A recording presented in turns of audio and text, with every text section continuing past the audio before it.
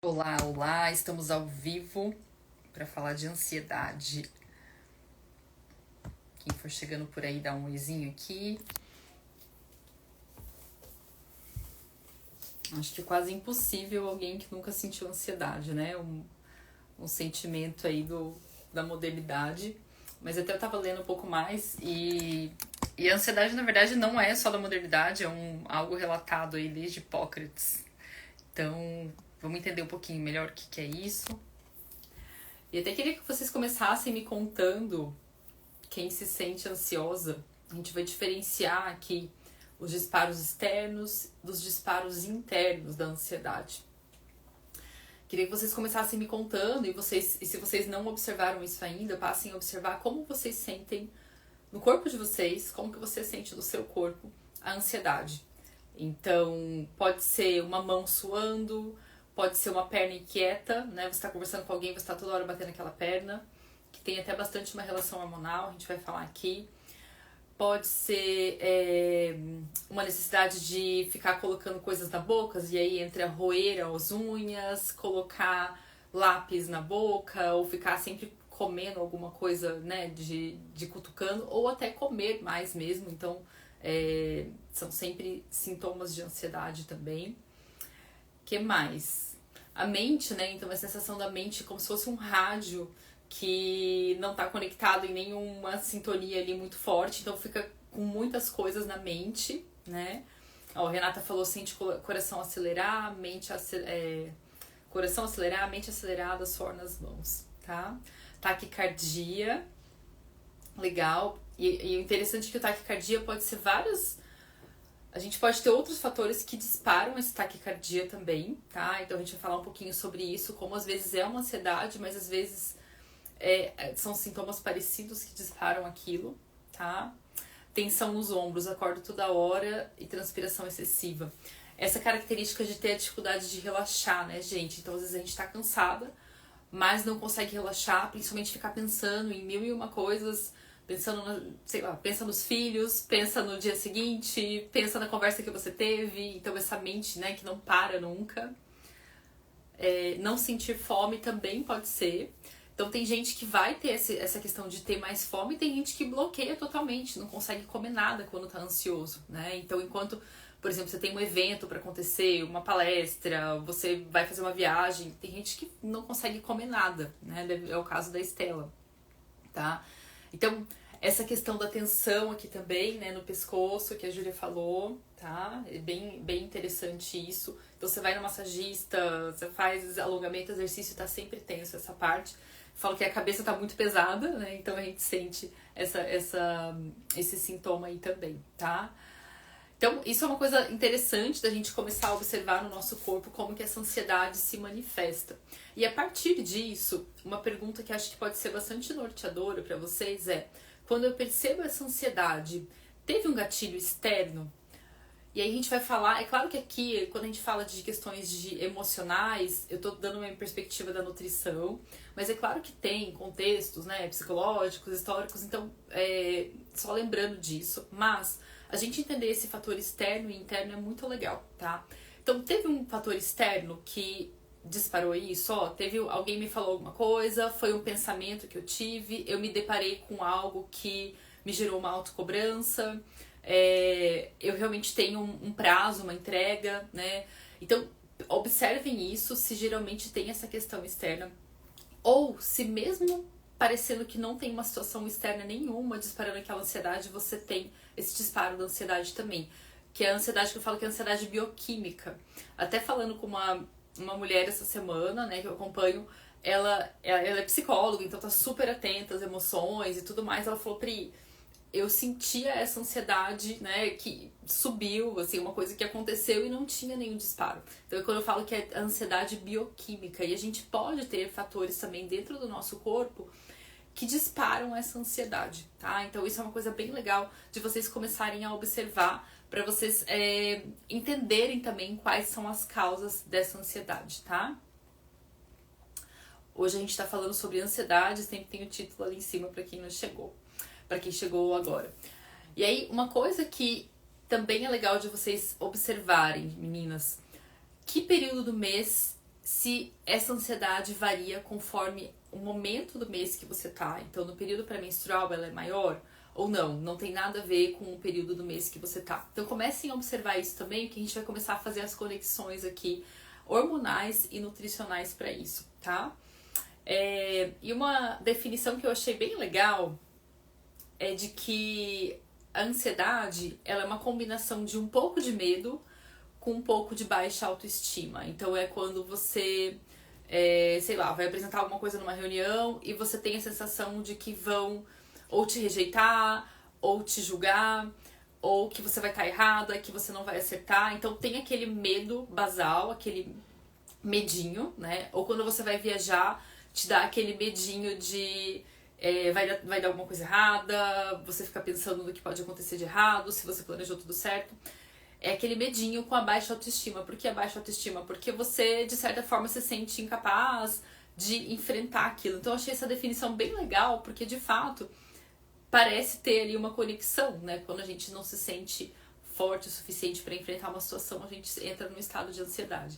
E aí é claro que isso é um ótimo começo aí para discutir na terapia, mas o que a gente tem de conexão também é que muitos desses sintomas são semelhantes a sintomas parecidos com o da redução da serotonina, tá? E aqui a gente vai fazer as conexões com o período menstrual e com a nutrição. Então, quais são outros sintomas de uma serotonina mais baixa, que pode acontecer em qualquer fase da nossa vida? Pode acontecer quando a gente já era criança e aí você se descreve como uma criança que já era ansiosa. Pode acontecer na fase adulta, pode piorar em alguns momentos da nossa vida. Então, durante o período da transição hormonal, que é a perimenopausa, no pós-parto, isso pode piorar também.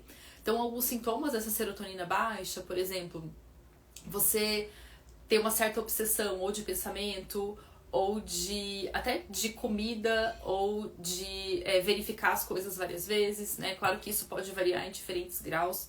A gente tender a olhar mais pro lado negativo do que positivo das coisas, então isso também pode ser um indicativo de baixa serotonina. A vontade de doce pode ter uma relação também com a queda da serotonina, tá? Então tem alguns sintomas aí que acabam sendo muito parecidos com o da queda da serotonina, e quando a gente olha para isso, se de fato tem alguma coisa disparando essa queda, a gente consegue muito bem otimizar a produção através da nutrição e da regulação hormonal. Então vai ser o nosso primeiro ponto aí para vocês anotarem, tá? Quem não tá com papel e caneta na mão, já peguem aí. Então, a ansiedade, ela pode ter primeiro essa relação com uma serotonina mais baixa. E vocês podem perguntar, Pri, mas e os remédios que aumentam a serotonina, né? Não quero entrar aqui na discussão se remédio, você tem que usar remédio ou não, mas alguns tipos de medicamentos, por exemplo, o diazepam, né, que é a classe do diazepam, o uso dele por 3 meses já aumenta as chances de Alzheimer em 34%. Por 6 meses, isso passa para 84%. Então, tem ali um impacto, né? E se a gente não olha para essas causas basais, que às vezes estão impactando em outras questões da nossa vida, e a gente fica refém do medicamento ao longo da vida por muito tempo, a gente pode ter consequências no futuro que a gente ainda não está fazendo a conexão. Alguns medicamentos, como os inibidores da recaptação de serotonina, eles interagem também com os receptores de estrógeno. Então, por isso que um dos sintomas comuns é a redução da libido quando se usa um antidepressivo. Muitas vezes a secura vaginal. Então, sempre vale ficar atenta se você está usando por um período só para te ajudar em um momento de transição de vida, de um momento difícil de vida, ou se você está realmente apoiada naquilo, sem olhar aí mais fundo para as outras causas, tá? Então, o que a gente... E aí, olha só, uma outra questão super legal da alimentação, conectando o cérebro com o intestino e com a ansiedade. O uso de antibióticos recorrentes chega a fazer um aumento da ansiedade em 17 a 44%. Eu achei esse dado muito interessante. Então, quem tá aí, às vezes, naquela recorrência de infecção urinária, trata a infecção urinária, daí dá uma cândida, e aí fica 1-2 meses sem, e aí volta a infecção urinária de novo. Então, esse uso recorrente de antibióticos, quando a gente não intervém com a causa, né, com o processo ali que está desequilibrando o nosso organismo, também impacta no aumento da ansiedade. Olha só que interessante, tá? Então a gente vê aí novamente a relação do intestino. Por mais que a serotonina que a gente produza no intestino não entre diretamente no cérebro, a gente vê aí uma relação do intestino com esse processo da ansiedade também, tá? Não sei se alguém já passou por isso e observar que momento... eu sempre fui uma pessoa mais tranquila, ou antes eu lidava melhor com essas situações e agora eu vou viajar, eu vou para uma reunião e fico extremamente ansiosa. Então comecem a observar também se teve algum marco na sua vida que disparou esse processo da ansiedade para você começar a atuar nele também, tá? E é claro que tem situações que a gente precisa usar antibiótico, mas o antibiótico de uso recorrente não é legal, tá? E até tem um post aqui que eu falei também que, né, dei a dica de sempre que vocês precisarem usar antibiótico para vocês reporem com o probiótico, as quantidades. Eu posso depois tentar resgatar esse post ali para vocês, tá? E aí, gente, da parte da alimentação, a gente tem também alguns alimentos que têm essa capacidade de reduzir ou de afetar a nossa produção de serotonina, tá? Alguns deles... O café, que a gente sempre fala, e a gente já vai falar um pouquinho mais sobre ele. O aspartame, olha só que interessante. Então, o aspartame já é conhecido como um adoçante que não é saudável, né? Acesulfame, aspartame, geralmente quando a gente indica, quando é o caso de indicar adoçante, a gente indica ali uma stevia, uma talmatina. Mas olha só que interessante o aspartame podendo impactar na redução da serotonina e impactar na ansiedade, tá? Então é algo pra gente pensar também. E o estresse, quem assistiu a live de estresse, a gente falou, né, que o estresse impacta na redução de todos os neurotransmissores e por isso muitas vezes a gente passa por uma situação de estresse e depois tem um quadro parecido, né, muito semelhante a um quadro depressivo. Mas o que vale a pena lembrar aqui é o estresse, ele não é só um estresse emocional, ele pode ser um estresse fisiológico, ele pode ser um estresse, por exemplo, pós-Covid, ele pode ser um estresse por alergias alimentares. Então, isso é um outro ponto que também pode afetar muito o processo de ansiedade. Às vezes a gente tem uma alergia alimentar ou alergia a componentes químicos dos alimentos e isso acaba gerando uma alteração de neurotransmissores e impactando na nossa ansiedade, tá? E uma alergia, que eu já falei aqui também em live, que impacta bastante nessa questão da serotonina, e foi até o caso dessa pessoa que eu tô acompanhando, que eu mencionei pra vocês, é a alergia à histamina, tá? Então, quem tá aqui já escutou eu falando sobre histamina. E é bem interessante isso, porque às vezes a gente pensa em um alimento específico, é a lactose, é o glúten, né? Mas a histamina, ela tem vários alimentos que são saudáveis também. E sempre que a gente tem um aumento de histamina, no intestino a gente vai ter uma redução da serotonina. E isso pode alterar o trânsito intestinal. Então o intestino pode ficar ou mais solto ou mais preso, né? Então a gente já começa com uma alteração aí. Porque a serotonina no intestino, ela faz o intestino se movimentar. E aí quando a gente tem uma alta liberação de histamina ali no intestino, a gente já tem uma alteração dessa contração, tá?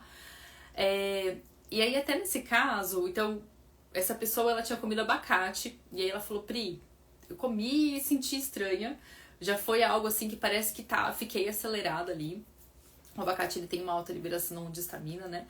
E uma outra aluna essa semana também descreveu lá pra gente, olha, eu comi abacate, fiz um shake com abacate, cacau e tal, à noite, e senti que meu sono ficou muito agitado. E aí eu já perguntei pra ela, como que deu o resultado do oráculo de histamina pra ti? Porque isso realmente pode ser um disparo, e essa alteração da histamina tá muito ligada à ansiedade e à insônia. Então aqueles casos de insônia crônica que nada melhora, de ansiedade que às vezes mesmo com medicamentos você não melhora, vale muito a pena olhar para esses disparos, tá? E quem tá aqui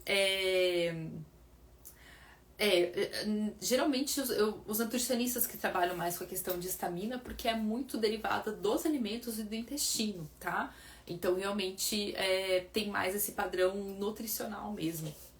Quem tá aqui, a gente já falou da relação da histamina com o estrógeno, tem uma live no YouTube só sobre histamina, tá? Então de alguns alimentos, então cacau, abacate, todos os alimentos que são fermentados, então entra aí kombucha, vinagre de maçã, álcool, queijos curados, castanha de caju. Então, é claro que tem uma série de alimentos, a gente conduz ali com uma restrição temporária e depois volta um processo de reintrodução, tá? Mas não precisa retirar tudo, mas vale a pena estar bem observando isso, que às vezes você já é uma pessoa alérgica, aquela pessoa que toma banho quente e sai toda vermelha, ou quando se coça fica com aquele vergão na perna, né, na pele. Então tudo isso, corizas, tá? Cólicas, então tudo isso pode sim ter uma relação com a histamina. Aquela coriza que você tá sempre gotejando, né, você não tá gripada nem nada, mas você tá sempre com o nariz meio que escorrendinho. Então isso pode ser um disparo para histamina também. Vale muito a pena vocês observarem isso se vocês têm esse quadro de ansiedade crônica, principalmente se você é aquela pessoa que tem ansiedade desde a infância, tá? É claro,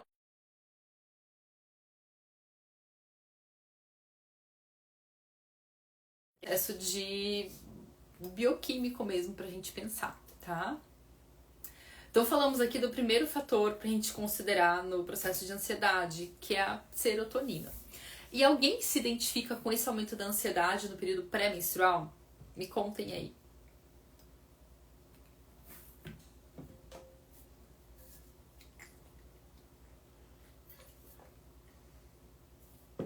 Ninguém? A ansiedade no período pré-menstrual, ela vai ter relação com dois hormônios, tá? Então, primeiro, essa questão da serotonina. Pra gente produzir serotonina no cérebro, a gente precisa de estrógeno, tá? Então, às vezes, você tá passando por um período ou que você tem um nível mais baixo de estrógeno, por isso que você entender do seu ciclo menstrual é muito importante. Se você tá passando por esse momento de nível mais baixo de estrógeno, pode ser que a sua ansiedade piore logo após a menstruação ou durante a menstruação, quando caiu ali os níveis hormonais, e isso às vezes demora um pouco para voltar, tá? Agora, por que a gente pode ter esse processo de ter essa piora no período pré-menstrual? Porque a gente tá com um nível de estrógeno ali meio alto e aí de repente ele cai e naturalmente ele vai cair. Porém, se a gente não tem o equilíbrio da progesterona nesse momento, é nesse dia, às vezes é uma questão de 2 dias que você percebe ali, tipo, toda aquela nuvem de humor alterando. É nesse momento que você vai ter a queda do estrógeno e, consequentemente, a queda da serotonina, tá? O que pode agravar muito esse quadro, meninas? Algumas deficiências nutricionais, com destaque aqui para a deficiência da vitamina D. A vitamina D é essencial para fazer a conversão do triptofano em serotonina no nosso cérebro e da serotonina para melatonina. Então, muitas vezes, e é comum isso, tá? Você até tá suplementando vitamina D, mas você não mediu ali o seu nível no sangue, que eu indico tá acima de 50, idealmente próximo de 70. E aí você acaba suplementando uma dose que não é suficiente para aumentar aquela quantidade. Então você está suplementando, mas continua ali 30, 40. Então isso impacta muito nessa produção de serotonina e nessa estabilidade de humor no período pré-menstrual, tá? Até alguém comentou aqui, né, o aumento da fome durante o período menstrual. Durante o período pré-menstrual é comum aumentar a fome. Durante o período menstrual vale muito a pena olhar para essa questão dos nutrientes que talvez estejam faltando. Você está perdendo sangue, nutrientes, então às vezes olhar para essa questão também, tá? Mas fiquem atentas a isso. Vocês sabem do nível de vitamina D de vocês? Então a Cíntia falou que no período pré-menstrual rola ansiedade, que amenizou com o ciclo das sementes, tentando compensar o caimento do estrógeno. Perfeito, a Cintia já sacou como que funciona o ciclo das sementes. Então, o ciclo das sementes, ele ameniza essa queda de estrógeno e tenta facilitar com que você tenha uma boa produção de progesterona, tá? Que a gente já vai falar aqui. Então, quando a gente ameniza essa queda de estrógeno, ao invés de ser um avião que cai, lembra que eu dou esse exemplo do avião que tá, né, aterrissando, ao invés de ele ser um avião que cai, ele desce de levinho, tá? Então, isso faz com que a gente tenha um período pré-menstrual mais estável. Alimentos com triptofano, a Cíntia já escutou, será que nas lives, ó. Alimentos com triptofano, comidas com proteína e muita couve, verduras verdes escuras. Perfeito, Cíntia. E aí, realmente, boas fontes de triptofano é muito importante no período pré-menstrual, tá? O que a gente considera boas fontes? 10 miligramas de triptofano por quilo de peso. Então, se você tem 60 quilos, você tem que consumir pelo menos 600 miligramas de triptofano, tá? Eu até dei um exemplo esses dias no Stories, quem assistiu, eu deixei lá bem detalhado alguns alimentos que eram ricos em triptofano, dei uma dica para quem estava no período de transição hormonal e tudo mais. Mas Se vocês forem procurar na internet alimentos ricos em triptofano, talvez vocês encontrem assim, banana, aveia.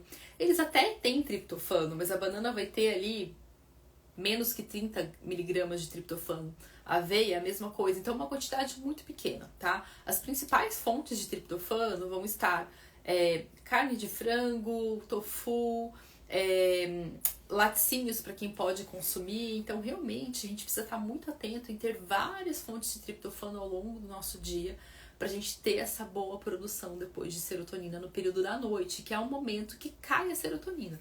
Então, inclusive, outra característica de uma queda de serotonina é aquela pessoa que tem muita vontade de comer doce à noite, ou que se sente mais ansiosa à noite, ou justamente que tem essa dificuldade de descansar na hora de dormir, tá? Então é um momento onde a nossa produção tende a estar menor mesmo, por isso que a gente tem que otimizar as fontes de triptofano ao longo do dia e à noite ter uma refeição com carboidratos saudáveis para permitir que esse triptofano entre para o nosso cérebro, tá bom?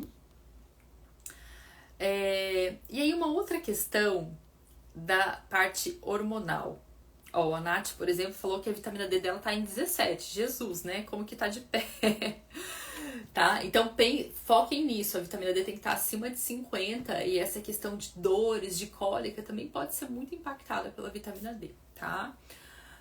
A linhaça aumenta ou regula o estrógeno? Ótima pergunta que vocês fazem com muita frequência e confundem. Então, muitas vezes vocês sentem que tem uma predominância estrogênica ou tem um aumento de estrógeno e tem medo de consumir a linhaça com que isso aumente ainda mais. A linhaça ela não vai aumentar a sua produção de estrógeno, tá? Ela vai se conectar com os receptores de estrógeno. Quando você tem muito e está em idade fértil, essa conexão ali com os receptores, pensa que é um mecanismo de chave e fechadura mesmo. Então tem uma fechadura ali que está esperando a chave chegar. As duas chaves que encaixam ali é o estrógeno ou o fitoestrógeno da linhaça. Então, quando a linhaça se encaixa nesse receptor, a ativação do estrógeno do seu corpo fica reduzida. Então, para quem tem excesso de estrógeno, a linhaça é muito bem-vinda porque ela vai ajudar a reduzir esse estímulo de estrógeno e também a detoxificar mais. Agora, para quem está na menopausa, que já está com uma produção muito baixa, a linhaça vai ajudar, ela não vai ajudar a aumentar o estrógeno, ela vai ajudar a amenizar os sintomas da queda do estrógeno. Então, ela vai imitar o estrógeno dentro do corpo, tá? Então, tem essa dualidade ali da linhaça ajudar tanto no excesso quanto na extrema falta, tá? Mas uma outra questão hormonal que vale muito a pena a gente entender também é a questão da progesterona como um hormônio importante para a nossa resiliência. O que é resiliência, gente? É a nossa capacidade de lidar com desafios. Por isso que eu perguntei para vocês lá no começo. Identifiquem se essa ansiedade tem um fator externo ou se ela é uma ansiedade que ela aparece do nada ali, ela está sempre presente, independente da fase do ciclo, ao longo da vida ela está sempre presente. Então, a gente falou dos fatores internos, alergias alimentares, histamina, deficiências nutricionais, mas a gente pode ter esses fatores externos e a nossa resiliência a lidar com eles é muito baixa. Então, o que eles descrevem como resiliência? Como um otimismo, como uma autocompaixão boa. Olha só como a gente às vezes se destrói tanto, né? E pode ter também um fator hormonal, tá? É claro que, novamente, a gente tem outras questões aí de histórico, de vida e tudo mais, mas pode ter também um fator hormonal. Então, a progesterona vai ajudar muito a gente nesse processo da resiliência, da gente lidar melhor com essas situações de estresse. E quando a gente está com essa progesterona ou baixa ou não sendo produzida suficientemente, a gente vai também estar mais suscetível a estar enfrentando situações de uma forma mais negativa. Qual que é a melhor forma de vocês observarem isso, tá? Vocês podem comparar como vocês lidavam com as mesmas situações há anos atrás. Vocês podem comparar como vocês estão lidando com situações agora, comparado a quando vocês eventualmente usavam anticoncepcional. Então, quando a gente está, por exemplo, no uso do anticoncepcional, a gente não tem progesterona. Então, olha só, a gente fica mais também suscetível a lidar com as situações de uma forma diferente, tá? Outros momentos de vida que a gente pode estar mais suscetível a essa questão da progesterona. Momento de transição hormonal, então aquela questão ali, quem nasceu antes de 1986, que eu falei pra vocês, né, onde já tende a ter essa queda da progesterona. O momento pós-parto, onde os hormônios estão todos lá embaixo, e aí você já tá com o fator estresse envolvido ali, então isso impacta bastante. E o próprio período de momento de estresse também. Então, o estresse sempre vai diminuir a nossa capacidade de ovular, tá? As mulheres que têm ovários policísticos tendem, às vezes, a ter mais ciclos onde elas não ovulam. E mulheres que têm esse excesso de estrógeno também podem ter mais ciclos onde não ovulam. Agora, vamos ver aí se vocês estão acompanhando os conteúdos ou como é que a gente está alinhado. Quem aqui sabe alguns sintomas de uma progesterona mais baixa?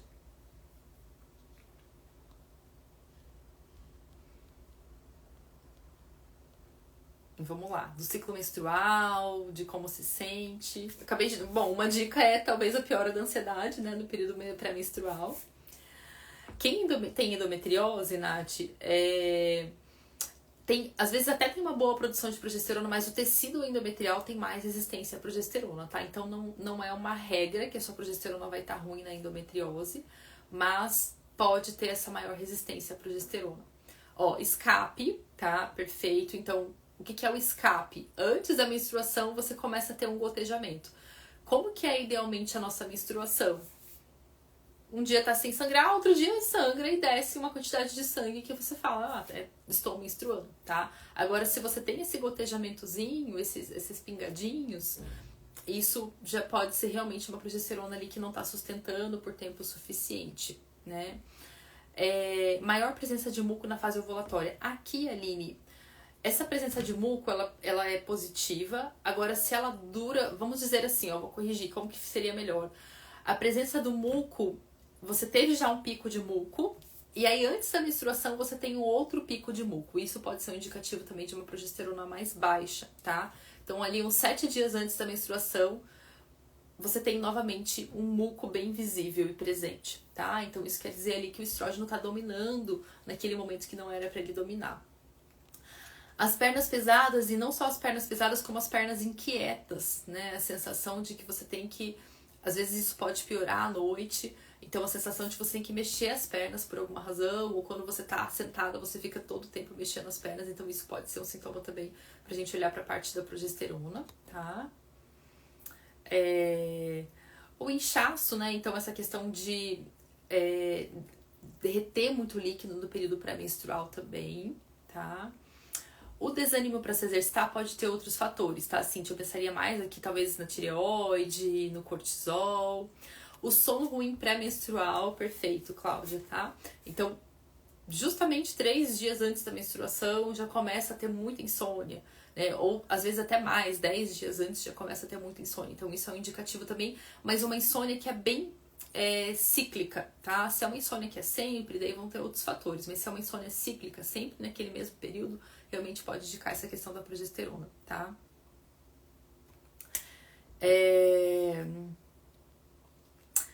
E aí a Carvalho perguntou, né? 3 anos casada e até agora não tive filhos, não uso anticoncepcional.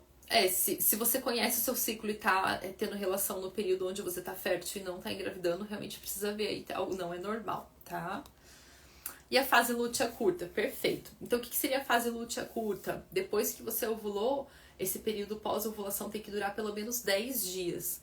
Então, às vezes, geralmente quem tem um ciclo muito curto, menor do que 21 dias, tá tendo uma fase lútea curta, e isso já pode ser um indicativo de uma progesterona baixa também, tá? Perfeito, então vocês estão maravilhosas. E aí, quando a gente tem esse nível de progesterona baixa, a gente pensa em alguns nutrientes, mas a gente tem que pensar muito também o que pode estar dificultando essa ovulação. Por exemplo, no caso do ovário policístico, às vezes é uma quantidade de hormônios da família da testosterona muito altos ali na primeira fase do ciclo, né? Então, muitos andrógenos a gente fala. A parte do estresse, ele vai roubar, tem até um termo científico para isso, né? Ele vai roubar os nutrientes que formam a progesterona. Então, ele faz um desvio da rota ali que forma a progesterona. Então, lembrando, tanto o estresse emocional quanto o estresse fisiológico, alergias alimentares, processos virais, restrição de sono, excesso de atividade física, tudo isso pode dificultar de você ter uma ovulação adequada, tá?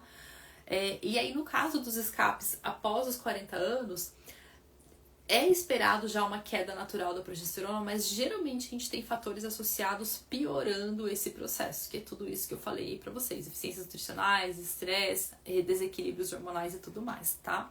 Então, vale a pena entender esses pilares. Se vocês forem ver, a base dos desequilíbrios são muito sempre os mesmos pilares, né? Como é que tá a absorção de nutrientes, como é que tá a parte do cortisol, como é que tá a parte da insulina, como é que estão as deficiências nutricionais. Então, geralmente essa base impacta nos hormônios como um todo, e eu vou direcionando aqui pra vocês, mostrando como que os hormônios impactam nessa forma como a gente se sente, impactam não só no ciclo menstrual, mas em um aspecto muito mais amplo da nossa vida, tá? Deixa eu ver minhas anotaçõezinhas aqui. Tá bom. E aí tem uma coisa também, tem duas questões aqui, tá? Pra gente conversar ainda. Escapes na ovulação também tem a ver com a progesterona? Legal essa pergunta da Suelen, ó. Então, a gente sangrar um pouquinho na ovulação pode estar tudo bem, normal, tá, meninas? Então, assim, você teve ali um dia que talvez você sentiu uma pontada mais no ovário, que você sentiu que você tá ovulando e saiu um pouquinho de sangue. Se esse sanguinho durou um dia só, tá tudo certo, tá? Agora, se realmente é um gotejamento que dura uns 3 dias ali, então a gente tem que olhar. Aqui é legal quem faz o acompanhamento dos gráficos de temperatura basal. Muitas mulheres, antes de ovular, elas têm uma queda bem considerável do estrógeno, tá? E às vezes até isso que causa esse sanguinho.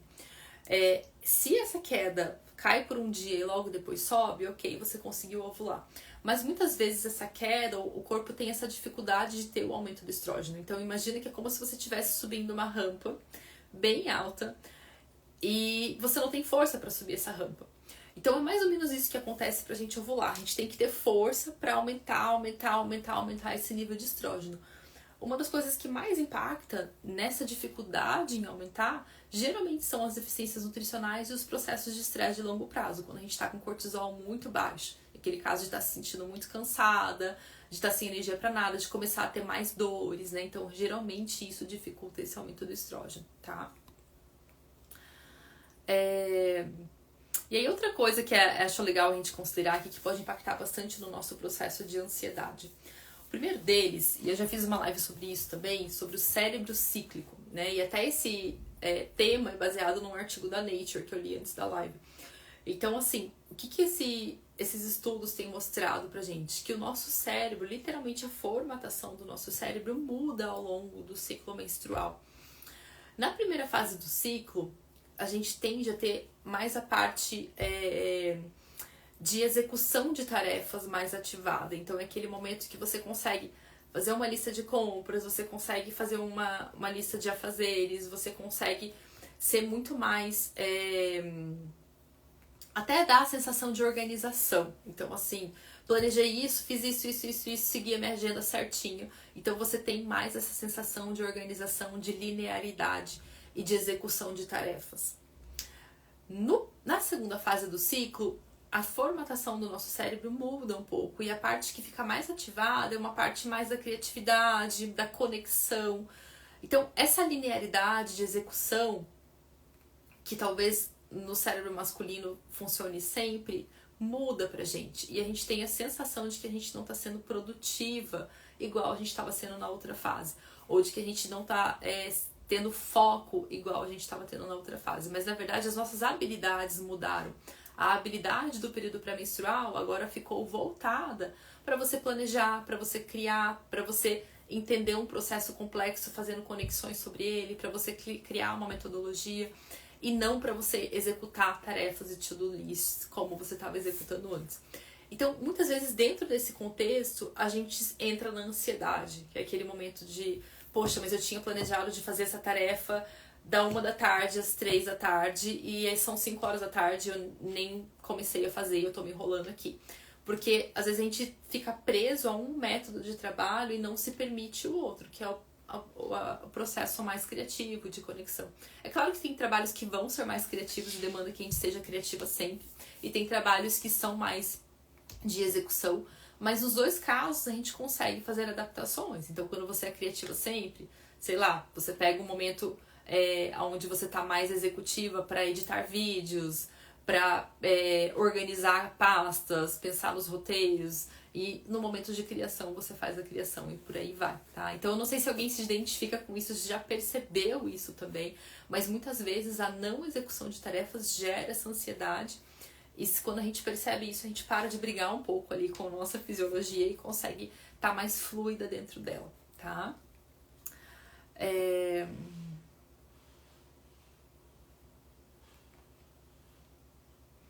Então essa é a primeira questão.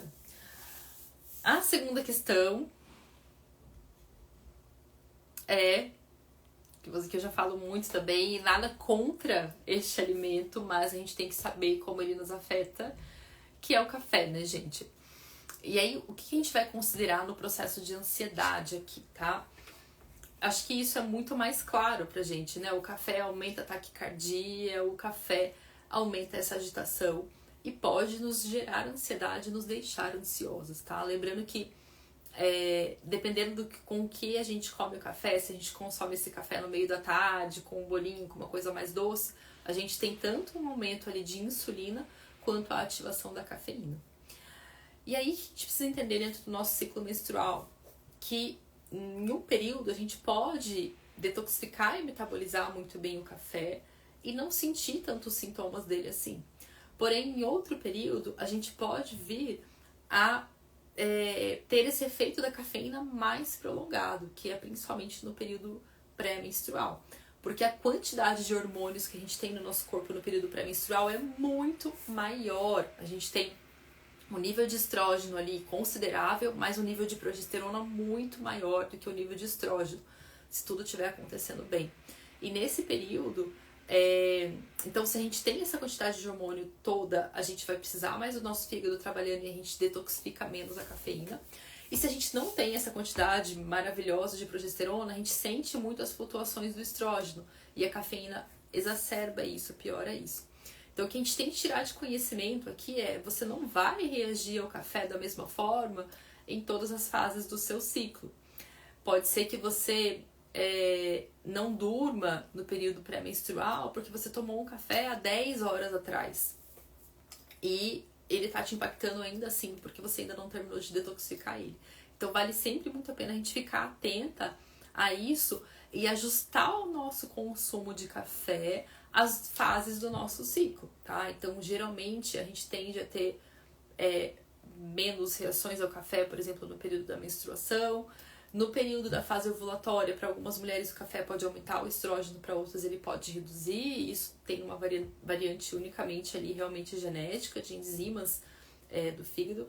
Mas no período pré-menstrual temos algo em comum, que é essa presença maior hormonal, dificultando essa detoxificação da cafeína de forma ótima. Então realmente é um momento para a gente considerar trocar as bebidas que têm mais concentração de cafeína, né, o café, o principal deles, ou ajustar muito bem esse horário, consumir ainda mais cedo, ou trocar por opções que têm uma menor teor de cafeína, então o chá verde, o chá mate, o cacau, e testar como você se sente com ele, tá? Então isso pode ser uma ótima estratégia para reduzir muito a ansiedade que já tende a estar exacerbada nesse período, e às vezes um fator ali que está no nosso dia a dia e a gente não percebe, mas está impactando de uma forma diferente por ser uma fase do ciclo diferente, acaba piorando a nossa ansiedade, tá? Perguntas, gente. Deixa eu resgatar aqui o que vocês mandaram de perguntas, ó.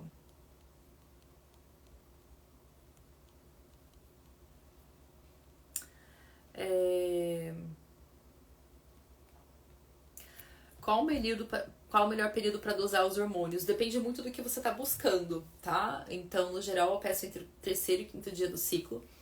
Até lá no método, eu geralmente coloco para as meninas, assim, esse período para elas saberem. Mas, por exemplo, às vezes eu quero saber se uma mulher tá tendo um pico muito alto de estrógeno na fase ovulatória ou na fase lútea. Às vezes ela teve um pico muito alto e ela não consegue detoxificar esse estrógeno, né? Então isso é um ponto também pra gente olhar, tá? Mas no geral é nesse período. SIBO pode nos deixar ansiosos? Qual alimento não deve ser consumido? Ah, ótima pergunta, Bruna. Pode sim, tá? E aí vem muito essa relação também dos antibióticos, né? Que eu falei que os antibióticos podem aumentar em 17 a 44% a nossa ansiedade, o uso frequente. Então, isso mostra claramente como o intestino pode afetar o nosso processo de ansiedade, tá? Na SIBO, assim, não seria um alimento específico, seria realmente um contexto de tratamento geral, onde a gente entra com os antimicrobianos, onde a gente entende como está a digestão, onde a gente reduz os alimentos fermentativos, mas só reduzir os alimentos fermentativos, né, que é indicado por até 8 semanas, vai melhorar sintomas, mas não é o tratamento para SIBO, né? Então a gente retirar ali alho, brócolis, batata doce, maçã crua, são coisas que vão melhorar os sintomas, mas a gente realmente precisa entender essa causa, tá? Desde motilidade, análise ali dos processos digestivos que estão acontecendo.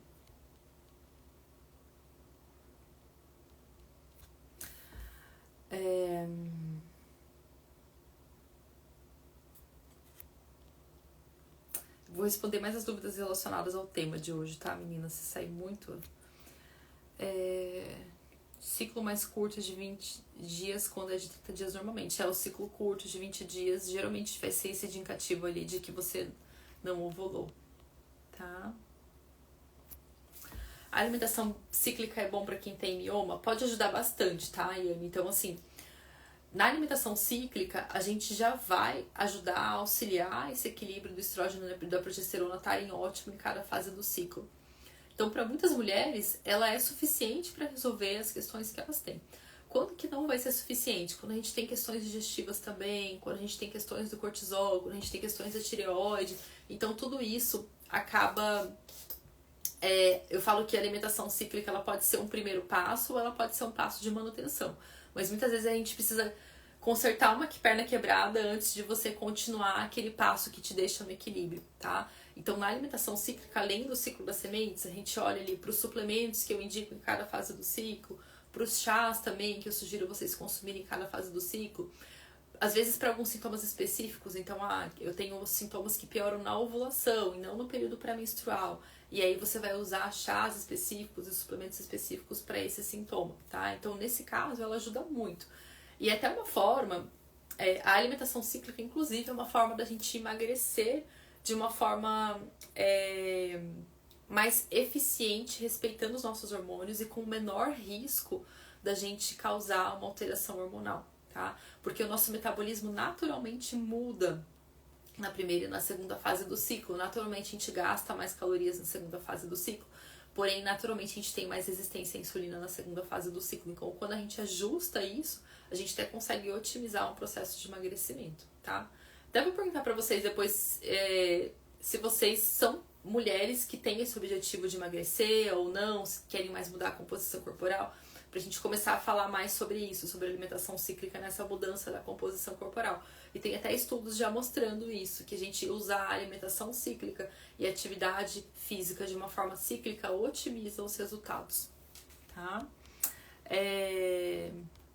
O café descafeinado não, tá? E aí tudo bem, o que vai ser mais indicado é só vocês priorizarem um café em extração aquosa, então o processo de retirar a cafeína, ele pode envolver muita química, né? O que não é interessante. Então, por isso que tem que procurar um café de extração aquosa, tá? Os mais comuns é o Três Corações, a de extração aquosa, e o da Orfeu. Deixa eu ver aqui.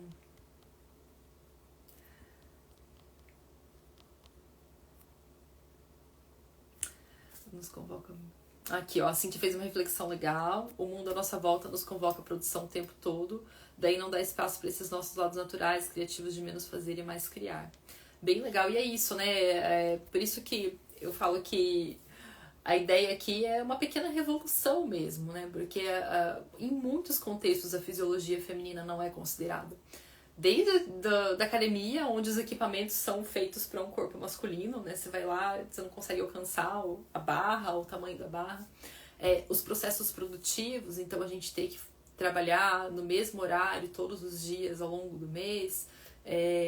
Essa questão da forma como a gente executa as coisas, a alimentação, a própria nutrição, né, gente? Então, se a gente pensar Até esses dias a gente estava falando dessa questão, né, na semana passada, dessa questão da alimentação saudável que destrói os nossos hormônios, destrói o nosso equilíbrio hormonal.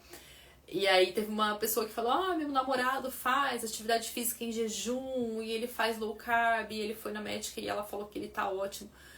E a gente trouxe justamente isso. Sim, para um homem pode ser que isso funcione, mas para uma mulher a gente precisa, o corpo da mulher precisa sentir que ele está em um contexto seguro para ele funcionar de forma ótima, para você não entrar num hipotireoidismo, para você não entrar num acúmulo de gordura que você não consegue perder, para você não ficar depressiva, né? Então tudo isso a gente negligencia muito dentro da fisiologia da mulher, tá? Eu vou responder mais uma pergunta aqui e aí a gente finaliza.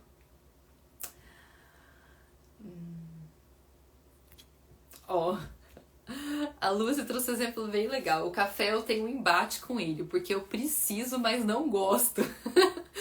Ela toma assim porque eu sinto muitos efeitos à noite. Ô Lúcia, então assim, quando a gente precisa do café, isso até é uma das perguntas no questionário ali de estresse, de cortisol, de avaliação do equilíbrio hormonal, né?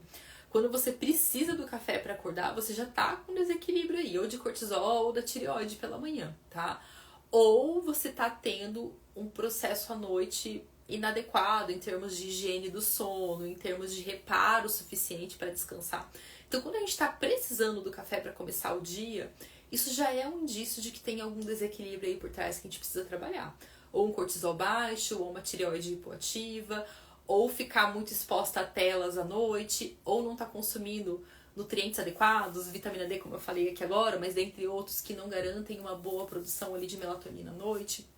Então, esse precisar do café já é um indicativo de precisar de uma mudança, na verdade, tá? E aí, geralmente, quando a gente toma café para ter energia, então, primeiro, eu falei para vocês na semana passada, né? Quando a gente toma café logo ao acordar, a gente tem um impacto no ciclo de adenosina. Então, o café é como se ele bloqueasse ali o receptor falando que as horas estão passando. Mas depois, quando acaba o efeito do café, a gente tem um efeito rebote de cansaço muito grande.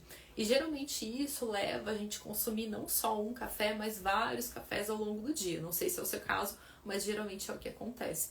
Então, com isso, a gente fica toda hora tendo energia e cansaço, energia e cansaço, energia e cansaço. A gente nunca tá com uma energia estável. Segundo, que a gente também tem estímulo ali para cortisol e geralmente insulina a todo momento, né? Então isso vai gerando cada vez mais cansaço, a gente se sente cada vez mais dependente do café. Então, quanto mais dependente do café a gente tá, geralmente mais a gente precisa fazer uma detoxificação dele. Mas algumas dicas simples aí pra você, tá, Lúcia? Então, primeiro, procurar aqui no meu feed que eu falo de shot da Adrenal. Então, você começar a tomar esse shot da Adrenal pela manhã. Assistir a live da semana passada, que a gente falou bastante dessa organização do sono e do acordar, tá? E talvez você substituir o café por chás cafeinados que vão ter uma quantidade menor de cafeína e geralmente uma liberação mais estável. Então, e vão ter outros benefícios também. Então, o chá mate, principalmente o mate verde, né, que geralmente é consumido na forma de chimarrão, ou tererê, e o chá verde são duas estratégias bem legais. E o cacau também, tá? Então, são formas de você tentar ter um estimulante leve que não causa tanto efeito rebote pra ti, tá? Então é isso, meninas. Obrigada aqui pela presença de vocês. Desodorante também prejudica os hormônios? Vamos lá. Pode prejudicar, tá? Ou pela presença do alumínio, ou pela questão dos contaminantes ambientais ali, né? Então, mas o alumínio, ele não vai diretamente afetar o hormônio. Ele geralmente causa mais uma alteração de metais ali no nosso corpo, e isso impacta o nosso organismo, o nosso metabolismo como um todo. Às vezes no processo de detoxificação, por exemplo, se você tem contaminação por alumínio, você tem mais dificuldade de aumentar a sua vitamina D. Tendo mais dificuldade de aumentar a sua vitamina D, uma das coisas que a gente viu aqui, já tem mais dificuldade de produzir serotonina. Segundo, a gente já vai ter mais dificuldade de produzir estrógeno. Terceiro, a gente já vai ter uma imunidade mais baixa. Então, é uma coisa que desenrola na outra. Então, é claro, depende do tipo de desodorante que você está consumindo, mas geralmente esses que têm os contaminantes, os alumínios, podem afetar. A mesma coisa, a gente fala dos produtos de beleza, né, das mulheres. Então, a quantidade de produtos de beleza que a gente passa, eu que uso pouca coisa. Hoje eu já passei um hidratante no corpo, um hidratante no rosto, um protetor solar, passei um batom. Então, a quantidade de coisas que a gente passa no nosso corpo, se a gente for contando ao longo do dia, shampoo, condicionador, às vezes tem gente que faz outros tratamentos, é muito grande. E se isso tem contaminantes, né, então os percloratos, os parabenos, também afetam os nossos números de alguma forma. Claro que não é só você usar uma vez, mas é esse uso contínuo de muitas coisas por longo período, né? É mais esse processo que a gente fala. Até eu falei um pouquinho ontem dessa questão dos xenoestrógenos abordando os agrotóxicos no Stories, né? Então é mais ou menos a mesma relação. Quando a gente tem esses contaminantes, a gente consegue absorver eles pela pele também, tá? O autor do estudo que eu citei é um estudo da Nature, não é um livro, tá? Então podem procurar aí, The Cyclic Brain. Pri, alguns dos seus cursos abordam essa questão da estamina? Sim.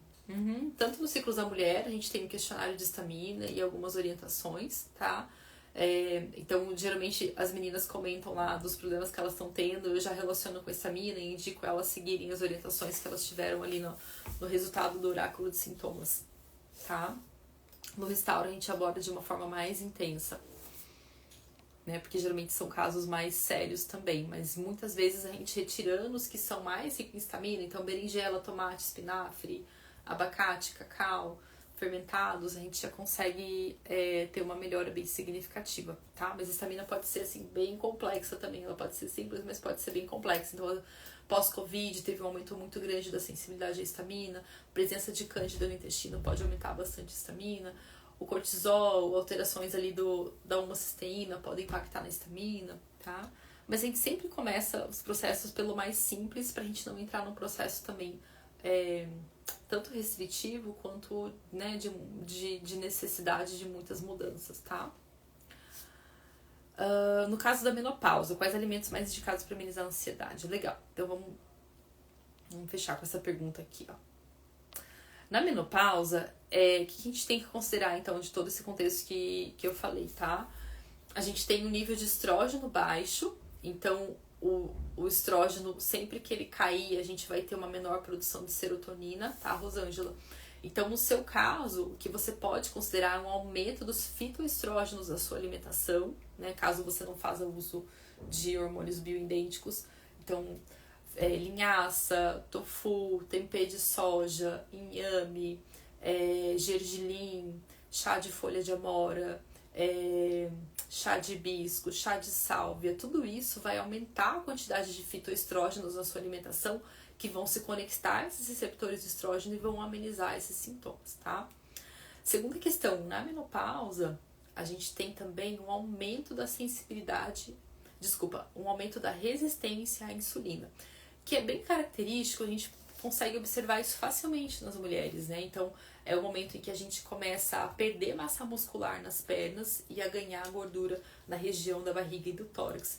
Por isso que é muito importante a gente começar a trabalhar com a nutrição ao nosso favor, fazendo uma alimentação que tem uma ótima modulação glicêmica, e muitas vezes as mulheres da menopausa vão responder melhor uma alimentação mais low carb e até uma alimentação, um tipo de dieta que é a FMD. Segundo, que então essa estabilidade precisa estar muito regulada. Segundo, que a questão as deficiências nutricionais podem aumentar isso. Então entra aí vitamina D, entra aí zinco, entra aí cálcio, magnésio. Então a gente tem que estar ajustado muito bem nessa parte, né?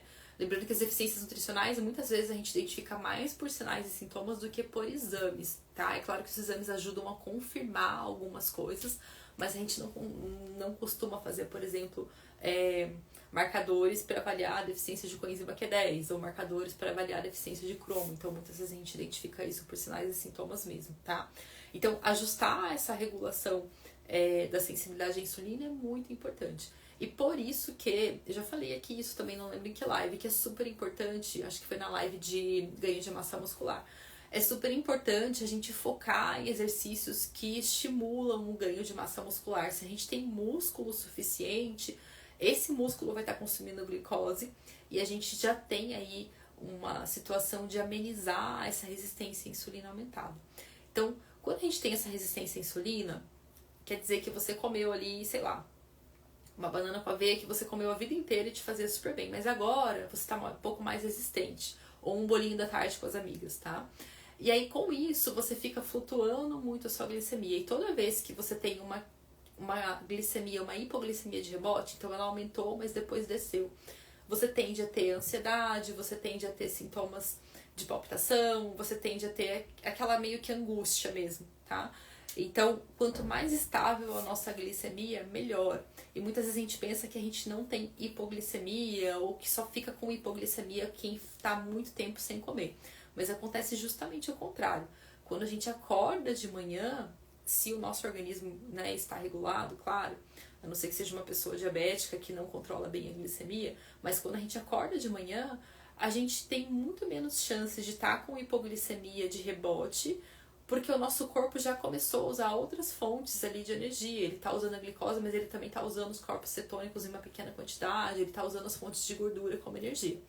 Agora, se você acorda de manhã e come um pão integral, um copão de suco de laranja e uma salada de fruta com mamão e banana, você vai ter um baita pico de glicemia mesmo comendo alimentos saudáveis, tá? Eu não quero trazer aqui o exemplo do doce, da farinha branca, porque vocês já sabem que isso aumenta a glicemia.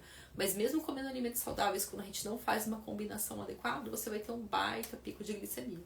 E aí depois, uma hora e meia depois, você tá lá ansiosa ou cansada, ou com vontade de comer doce, ou com dor de cabeça, que são sintomas de hipoglicemia. Então, quanto mais flutuante você tiver isso, mais vai disparar os processos de ansiedade também, tá? Eu já escutei uma vez